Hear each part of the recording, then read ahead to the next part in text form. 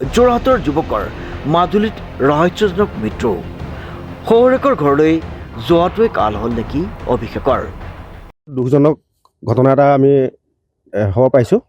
কথাটো হ'ল কি, মোৰ গাঁৱৰে এজন, তেখেত আচলতে আমাৰ অনুসূচিত ছাত্ৰ সন্থাৰ বালিঙা আঞ্চলিক সমিতিৰ দায়িত্বটো আছিলে। অভিষেক দাস, গাঁৱত বিকি বুলি তেখেতক সকলোৱে চিনি পায়। কথাটো হ'ল কি, তেখেতে নিজৰ পত্নীৰ লগত বিহু পিছদিনাখনেই মাজুলীলৈ গৈছিলে। মাজুলী ঠাকুৰবাৰীত তেখেতৰ সৰু ঘৰ। তাৰপিছত সৰু ঘৰত থাকোঁতে তেওঁলোকৰ লগত যোগসূত্ৰ হৈ আছে, ঘৰৰ লগত খবৰ খাতি লৈ আছে মাক দেউতাকে। কিন্তু আজি 3 দিনমানৰ পিছৰ পৰা মাক দেউতাকে ফোন কৰিলে, কয় যে এই ল'ৰা নাই, এতিয়া ওলাই গৈছে, পিছত ফোন কৰি মই আহিলে ক'ম, তেনেকৈ কৈ দিয়ে। বিহু পিছদিনাখনে গৈছিলে, 15 তাৰিখে গৈছিলে। তাৰপিছত কি হ'ল, আজি যোৱাকালি আমি এখন মোবাইলত ফটো এটা পালোঁ। এটা তাৰ এজন মানুহে দিছিলে ফটো এটা। সেই ফটোটো দেখিছোঁ আমাৰ বিকি বুলি যিজন ল'ৰা, তেখেতৰ ফটো, অভিষেক দাস। আমি তেতিয়া তালৈ আমি ফোন কৰিছিলোঁ, তেওঁলোকে ফোনটো ছুইচ অফ কৰি দিলে আৰু কাটি দিছে। আৰু এতিয়ালৈকে তেওঁলোকৰ তাৰ পৰা আমাক খবৰ দিয়া নাই যে ল'ৰাটো ঢুকাইছে বুলি। আমি ফটোৰ ভিত্তিত আমি যোৰহাট থানালৈ আহিলোঁ, তাত এখন এজাহাৰ দিলোঁ, জাননী এখন জনালোঁ যে এনেকুৱা হৈছে। তেওঁলোকে আমাক কোপাৰেট কৰি ক'লে যে আপোনালোকে মাজুলীলৈ যাব লাগিব, মাজুলী যাওক, তাতে দিয়ক এজাহাৰ। আমি মাজুলীতো এজাহাৰ দিলোঁগৈ, আৰু দিয়াৰ ভিত্তিত তেওঁলোকক মাজুলী পুলিচে সোধপোছ কৰোঁতে পানীত পৰি মৰিছে বুলি কৈছে। আপোনালোকে ডেড বডিটো দেখিলে গম পাব যে এইটো পানীত পৰা বডিটো কেনেকুৱা আৰু মাৰ্ডাৰ কৰা ডেড বডিটো কেনেকুৱা। ফটোখন তেওঁলোকৰ এজন মাজুলীৰ মানুহ এজনে দিছিলে, হোৱাটছএপত দিছিলে আমাৰ এজন গাঁৱৰ ল'ৰালে। গতিকে তেখেতৰ পত্নীয়ে একো কোৱা নাই। পত্নীক ফোন কৰিলে, পত্নী তাতে আছে, মাজুলীতে আছে। তেওঁলোকে এতিয়ালৈকে তেওঁলোকৰ ফালৰ পৰা কিন্তু একো খবৰ নিদিলে।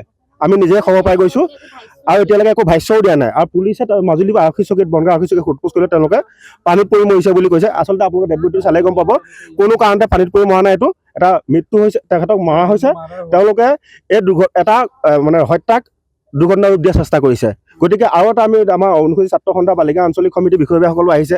তেওঁ এটা একদম ভাল ল'ৰা, ভাল চৰিত্ৰ লোৱা, তেওঁ সমাজৰ কামতো কৰে। গতিকে আমিও অনুসূচিত ছাত্ৰ সন্থা যোৰহাট জিলা সমিতি আৰু বালিকা আঞ্চলিক ছাত্ৰ সন্থাৰ পৰা আমি দাবী জনাইছোঁ যে অতি শীঘ্ৰে উচিত তদন্ত কৰি দোষীক শাস্তি প্ৰদান কৰিব লাগে।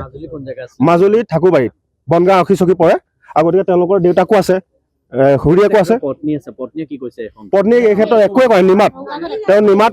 আজিলৈকে পত্নীয়ে ফোনে ৰিচিভ কৰা নাই, খবৰ দিয়া নাই। আৰু আমি বিশেষ তথ্যমতে গম পাইছোঁ, তেওঁ মৃত্যুৰ 4 ঘণ্টাৰ পিছত তেখেতে নিজৰ মোবাইল চলাই আছে আৰু আপোনাৰ কাৰোবাক উইচ কৰি আছে, বাৰ্থডে উইচ কৰি আছে।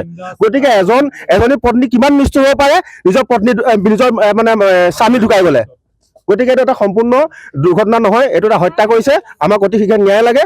গতিকে আপোনালোকৰ যোগেদি সংবাদ মাধ্যমে আমি এটাই বিচাৰিছোঁ যে মানে অতি সোনকালে ইয়াৰ প্ৰচাৰ হ'ব লাগে আৰু পুলিচে বিচাৰ কৰিব লাগে, উচিত তদন্ত হ'ব লাগে।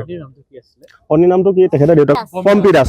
উল্লেখযোগ্য যে যোৰহাট জিলাৰ এগৰাকী যুৱকৰ মাজুলীত সংঘটিত ৰহস্যজনক মৃত্যুৰ ঘটনাই সমগ্ৰ অঞ্চলটোত তীব্ৰ চাঞ্চল্যৰ সৃষ্টি কৰিছে। আমাৰ সদৰ থানাতো জনালোঁ। তাৰপিছত আমাৰ ইয়াৰ পৰা মাজুলীলৈও মানে তেওঁলোকে খবৰ দিলে। খবৰ দিয়াৰ পিছত আমি এজাহাৰ দিয়াৰ পিছত কালি আমি যাব নোৱাৰিলোঁ, সময় হৈ গ'ল, 5টা বাজি গ'ল ইয়াত। ৰাতি গৈ আমাৰ কোনো কাম নহয়, দিন দুপৰত গ'লে আমাৰ চব কামখিনি হ'ব। গ'লোঁ, যোৱাৰ পিছত আমি তাত গৈ যেতিয়া পৰিস্থিতিটো দেখিলোঁগৈ, মানে সিহঁতৰ মানুহখিনি চব আছে, কিন্তু তথাপিতো যে যোৰহাটৰ পৰা মানুহখিনি আহিছে, কি হ'ল কি নহ'ল, কি ঘটনা হ'ল নহ'ল সেইবিলাক পিছৰ কথা। তেওঁলোকতো আমাৰ ওচৰত চাপিব লাগে, আমাক কথাখিনি পাতিবহি লাগে, জনাব লাগে যে এনেকুৱা হ'ল, আমাৰ এনেকুৱাটা হ'ল, কিবা এটাতো জনাব লাগে। কিন্তু সিহঁতৰ মানুহখিনি আমাৰ ওচৰলৈ অহা নাই। আৰু আমাৰ মানুহখিনি যেতিয়া ঘূৰি ফুৰিছোঁ, আমাৰ নিজৰ বস্তুটো যে আমি লৈ আহিবৰ কাৰণে ঘূৰি ফুৰিছোঁ, ঘূৰি ফুৰা স্বত্ত্বেও সিহঁতি কি কৰিছে, সিহঁতৰ মানুহবিলাক মানে অলপ ঘূৰি ফুৰিছে আমাৰ পিছে মানে। সিহঁতি কি কৰিব বিচাৰিছে, কি নকৰিব, সকলোখিনি মৃত্যু তেওঁলোকে আমাক কোৱা নাইকিয়া। আমি মানে লোকৰ ফুটেজ পাইছোঁ, আমি কালি পাইছোঁ, মিনিমাম 2টা-2:30মান বজাত আমি ফুটেজ পাইছোঁ। ফুটেজ পাই মানে আমি চাইছোঁ। বডি ক'ত আছে গম নাপাওঁ। আমি মেডিকেলতহে পাইছোঁগৈ, মাজুলী মেডিকেলতহে, আমি গড়মূৰ মেডিকেলতহে আমি পাইছোঁগৈ বডি। আৰু আমি প্ৰশাসনৰ লগত কথাও পাতিছোঁ যে আমাক উচিত তদন্ত লাগে। তেওঁলোকে আমাক কৈছে আমি এনকুৱাৰী চলাই আছোঁ কালিৰ পৰাই, আৰু আপোনালোকে তদন্ত পাব। পত্নী আছিলে তেখেতৰ, পত্নীয়ে কি কৈছে? পত্নী নাই একো কৰা নাইকিয়া। আৰু আমি চাইছোঁ মানে যেতিয়া আমাৰ মানুহখিনি অলপ ওচৰ চাপি যায়, তেতিয়া অকণমান কটাটো বেছি দেখুৱায়। যোৰহাট বালিগাঁৱৰ নিবাসী অভিষেক দাস নামৰ যুৱকজন প্ৰথমবাৰৰ বাবে শহুৰেকৰ ঘৰলৈ যোৱাৰ পিছতে মৃত্যুবৰণ কৰা ঘটনাক লৈ বিভিন্ন প্ৰশ্নৰ উত্থাপন হৈছে। অলপ ফলছ। নামটো অৰবিন্দ দাস। কাহিনীটো মানে কি, ল'ৰাটো থাকে হায়দৰাবাদত, বিয়া পতাৰ পিছত হায়দৰাবাদলৈ গ'ল। হায়দৰাবাদৰ পৰা 13 তাৰিখে উৰুকা দিনা আহিছে ঘৰলৈ। তেতিয়া তাই মাজুলীত আছে, ঘৰত আছে। সিও গুচি গ'ল, তাইও গুচি গ'ল। বোলে একেলগে যেতিয়া আহিব তেতিয়া লৈ আনিছে। তাৰপৰা উৰুকা দিনা সি টাউন পাইছেহি, তাহাঁতি মাকে ছোৱালীজনী থৈছেহি টাউনতে, তুমি লৈ যোৱাহি। আহি মেলি গ'ল। তাৰপৰা 14 তাৰিখে ভোজ চোজ খাই মেলি 15 তাৰিখে মাকৰ হাত ভাঙিলে বুলি ক'লে। হাত ভাঙিলে বুলি ক'লত ছোৱালীজনীয়ে কান্দি মা হাত ভাঙিলে, মই ঘৰলৈ যাওঁ। তাৰপিছতে ঘৰলৈ যাওঁ। তাৰপৰা মামা নবৌয়ে ক'লে, মানে ল'ৰা যিহেতু মাকে ক'লে যে তয়ো যা। সি ক'লে। তাৰপৰা সি দুইটা গুচি গ'ল। গুচি যোৱাৰ পিছত আমাৰ ফোনৰ যোগাসূত্ৰ হৈ আছে। 26 তাৰিখৰ দিনা গধূলি ফোন কৰিছে মাকে। মই বিশেষ নাছিলোঁ ঘৰত গুৱাহাটীলৈ গৈছিলোঁ। 26 তাৰিখৰ দিনা ফোন কৰিছে, তাইক সুধিছে, তাই ৰিচিভ কৰিছে, সি ৰিচিভ কৰা নাই।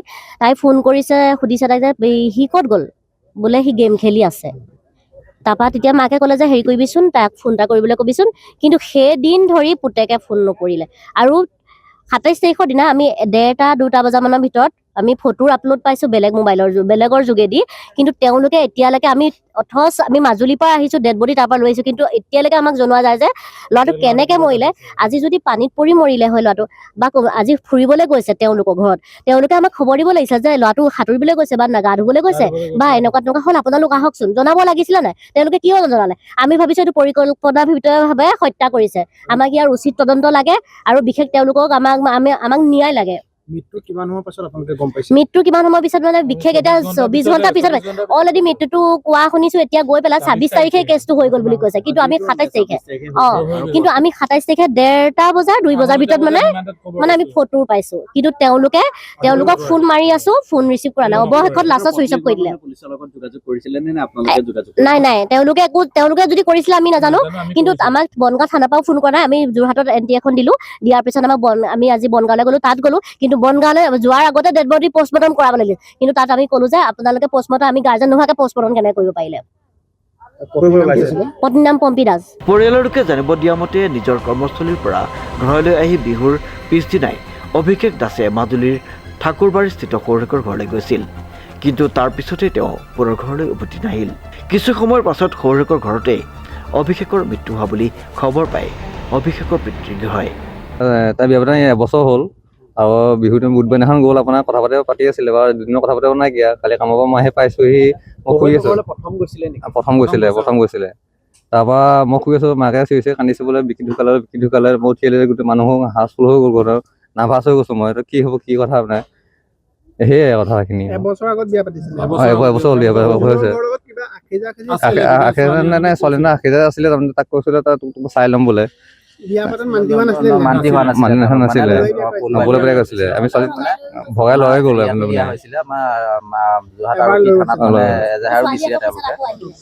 শহুৱেকৰ ঘৰলৈ যোৱাটোৱে কাল হ'ল বুলি আপুনি হয়, মৃত্যুৰ কাৰণ সেইটোৱে মৃত্যু হ'ল। শহুৰেকৰ ঘৰৰ লোকসকলে পানীত পৰি মৃত্যু হোৱা বুলি স্পষ্টীকৰণ দিছে যদিও ঘটনাৰ সময়ছোৱাত অভিষেকৰ মৃত্যুৰ খবৰ পৰিয়ালক জনোৱা হোৱা নাছিল বুলি অভিযোগ কৰিছে অভিষেকৰ পৰিয়ালৰ লোকে। পৰৱৰ্তী সময়ত যোৰহাটৰ পৰা পৰিয়ালৰ লোক গৈ গড়মূৰ চিকিৎসালয়ৰ পৰা অভিষেকৰ নৰ্ছৰ দেহ লৈ আহে। উল্লেখযোগ্য যে প্ৰায় এবছৰ পূৰ্বে পলুৱাই বিবাহ কৰা অভিষেক দাসৰ সৈতে শহুৰৰ ঘৰৰ সৈতে সম্পৰ্ক ভাল নাছিল বুলি অভিযোগ উত্থাপন হৈছে। ইতিমধ্যে ঘটনাক লৈ যোৰহাট সদৰ আৰক্ষী থানাত এজাহাৰ দাখিল কৰা হৈছে আৰু এজাহাৰৰ ভিত্তিত যোৰহাট আৰক্ষীয়ে তদন্ত আৰম্ভ কৰিছে। অনুপম বৰাৰ ৰিপৰ্ট, নিউজ নাও।